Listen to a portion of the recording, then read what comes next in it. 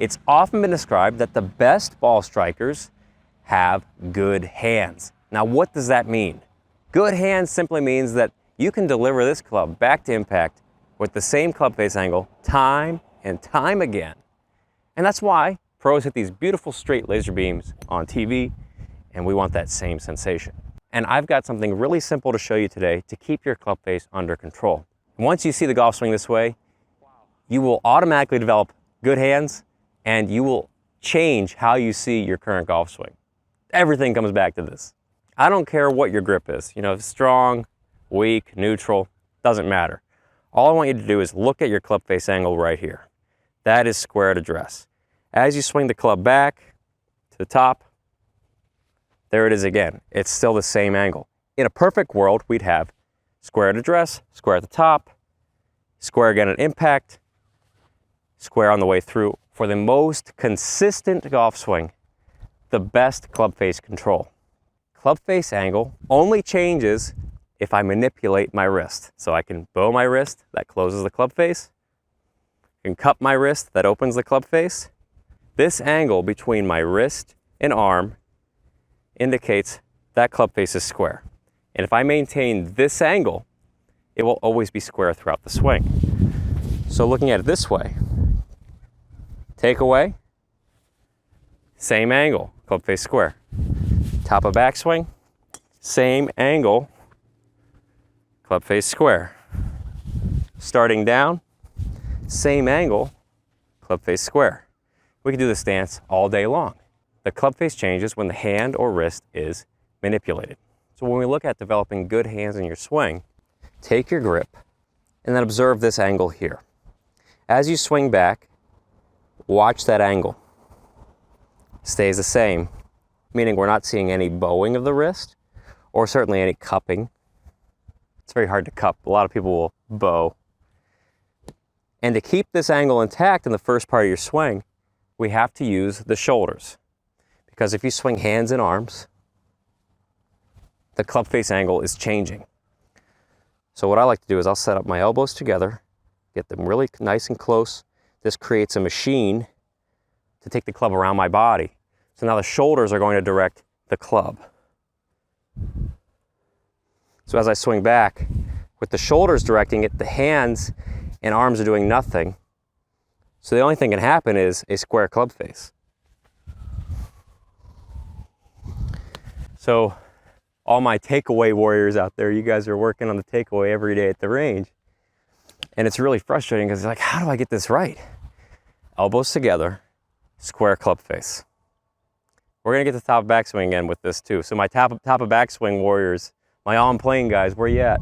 We got a whole party up in here. So when you take this club back past the takeaway, nothing's changing. I keep turning the shoulders, ready? Keep the elbows together and turn the shoulders. There is the same wrist angle that you had at address. You can even just put it right back on the ground and say, yep, darn tootin', that's good. I like it. I like it a lot. You're just continuing to maintain what you've established here at address, always at the forefront of your mind. When you start down, where my downswing warrior's at, keep the same angle. Many people will try and twist the club and bow it more, or even cup the wrists more. Well, this will fix a lot of downswing problems right away. Same angle here, club parallel off the ground. Club face is square, same wrist angle. And you'll want to stick around towards the end of the video where I describe different grip types and how it affects your club face. You'll need to know this. When I get into impact, boom, same wrist angle. Now, I want to get to the last part, which is really important, post-impact positions. Not enough time is devoted to post-impact, but it tells you everything about your swing. After impact,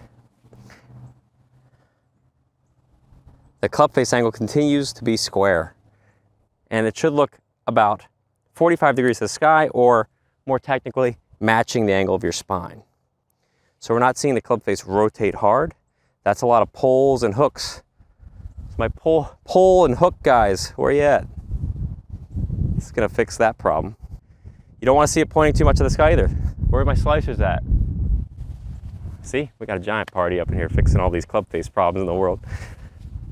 Way too open. Ball's going off the planet. You're keeping this angle all the way through impact. And then the last position, the finish position, which is quite underrated. This is what you want to see. Continue this square club face all the way to the top. The face should be pointed back at the camera. If you rotate your hands too much, it looks like that. You see a lot of face rotation. The squarest face on the way through, that's the straightest shot. I'm going to return this to address. It's the same angle. I'm not actively using my hands in the entire swing, and that's how I keep the face square. That's how you're going to keep the face square without doing any hand manipulation. Because hand manipulation is the root of all evil. If you do any active rotating of the hands in your swing, you will be paying for it in the form of most inconsistent golf for life. Quiet those hands down, we hit the ball straight. Okay, so now that we've got this understood, I know many of you out there have different types of grip styles. So neutral grip, strong grip, weak grip. We're just going to look at these grips and the effect on your club face. I'm going to start with the strong grip because it's the most popular one. Strong grip is where your lead hand is rotated more clockwise on the club. So you see the most amount of knuckles on your lead hand here. Now this grip style helps the golfer keep the club face closed longer in the swing. Watch what happens when I take this grip into an impact position. It naturally is going to close more. This would help a golfer draw the ball or reduce some of a rightward shot. But let's talk about what the correct club face angle should be for someone with a strong grip. And this is what often gets missed and so misunderstood in today's instruction, and it's why golfers with strong grips have a hard time being consistent. You're going to set up with this strong grip. Look at the wrist angle. There's more cupping here with a strong grip. So as you swing back, keep this wrist angle. I'm already feeling more cupping in the wrist, and the club tends to stay a little bit more out as a result. As I swing back, go to the top, I'm not changing the wrist angle. There's the most amount of cupping in the wrist here to keep this face square. When I start down, this is so important. Resist the urge to change that angle. You must keep it very cupped. Then coming into impact, there you go. At impact, it's still going to be a lot more cupping to keep it square. Through impact, it's the same angle. I'm just keeping that cupping. It's just a natural byproduct of a strong grip. My strong grip family out there, you can do a strong grip. Just be aware of that must-have if you want to be consistent. Because having been a strong gripper myself, if you just swing normal with a strong grip, that face is going to rotate hard all day. Makes it difficult to keep your ball flight straight. And for my amateurs who are looking to go more pro, for my pros who are looking to tighten up their ball flight, you must know that. It's very hard to get to a high level of play with that much face rotation through the ball. All right, so let's move back into neutral grip. And neutral grip, very popular style as well. This is where the flat wrist people come into the equation at the top. So with a neutral grip, it's usually 2 knuckles on the lead hand. This V points through my right eye. There's not much cupping here at all. So as I swing back, it's a different feel, but you don't have to worry about the wrist being so cupped. Continue to top. Now I'm in a flat wrist position with a square face. This is why everybody tries to get you in a flat wrist, because some guy with a neutral grip eons ago said, hey, you need that wrist to be flat, and it's good. But as you know now, it only applies to somebody with a neutral grip. A strong gripper with a flat wrist is going to have the most closed face. Neutral gripper with a flat wrist is going to have a square face. See the difference there? Strong grip, neutral. So neutral gripper coming down, it's still going to be the flattest looking wrist into here. It's very flat. If anything, there's a minor bit of cupping. Continuing impact. Beyond. That would be almost the flattest possible wrist you could have during the whole swing.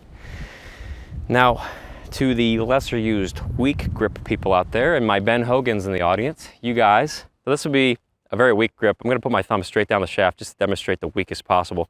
This would be the least amount of cupping. As I swing back, this wrist angle being maintained, flat, square. Now look, if I change that wrist angle at all, it's opening. So someone with a weak grip has to be very careful that they don't end up opening the club face more. Same wrist angle. As I continue to the top, it can feel like you have a flat to a slightly bowed wrist just to keep it square. When I start down, it can feel like a slightly bowed wrist, but that club face is square. Impact. My impact people are going to feel, that's the most knuckles down impact position you can feel. Now contrast this impact position with somebody who has a strong grip. So look at that. You don't teach a strong gripper to go knuckles down. No. You teach a weak gripper to feel knuckles down. Holy mackerel. I mean, you can see where just having tips, grip tips, swing tips, when you give a swing tip on club face, you better give it within the understanding of your grip. Because I just described 2 or 3 different motions there of the club face with different grip styles. You could end up doing the wrong tip just because your grip is different than the person giving the tip. Be careful out there, my friends. I've shown you 3 different scenarios, 3 different grip styles, and how you keep the club face square with 3 different grip styles. And this is the most consistent way to hit the ball because the face stays stable the entire time. Because we wouldn't do it any other way. You wouldn't want to introduce an element of face manipulation. That's just timing. And consistency can't be built on human timing. We're naturally flawed beings. As much as I'd like to think I'm a perfect person. What's that song? I'm not a perfect person. Anyway, I know we like to think we can perfectly time something, but you know the reality as a human is that we can't. We can only practice it and try and get really good at it. That's why this is the most stable, allowing for the most human error way to hit a golf ball. So I want to know your thoughts on this, keeping your hands under control. And by the way, if you want to learn exactly this process, I've got a free mini course, Become a Great Ball Striker. Go through that program. It shows you step by step how to get your face under control, how do you get the shoulders to control the face instead of the hands. It's really the no hands swing.